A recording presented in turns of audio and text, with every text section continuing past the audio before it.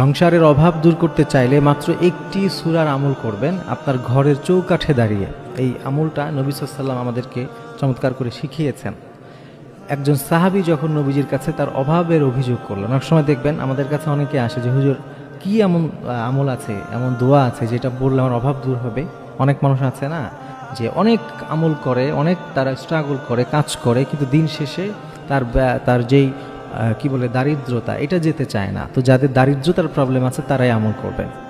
কারণ হাদিসের মধ্যে এসেছে একবার একজন সাহাবী বিশ্বনবী সাল্লাল্লাহু আলাইহি ওয়াসাল্লামের কাছে এসে বললেন, ইয়া রাসূলুল্লাহ, ইয়া হাবিবাল্লাহ, কোনোভাবেই আমার দারিদ্রতা যেতে চায় না, আমি কি করব?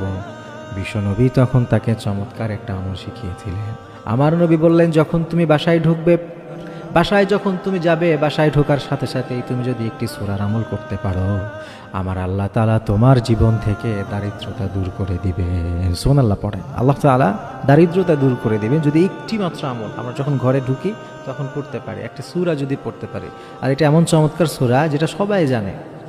সূরাটার নাম হচ্ছে সূরা ইখলাস। কুল হুয়াল্লাহু আহাদ, আল্লাহুস সামাদ, লাম ইয়ালিদ ওয়া লাম ইউলাদ ওয়া লাম ইয়াকুল লাহু কুফুয়ান আহাদ।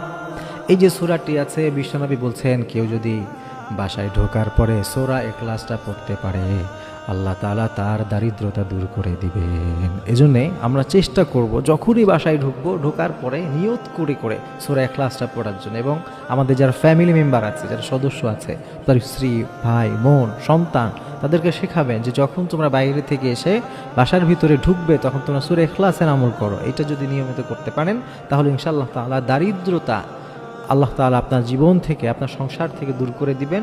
সচ্ছলতা এবং বরকত দিয়ে ইনশাআল্লাহ আল্লাহ তাআলা ভরিয়ে দিবেন।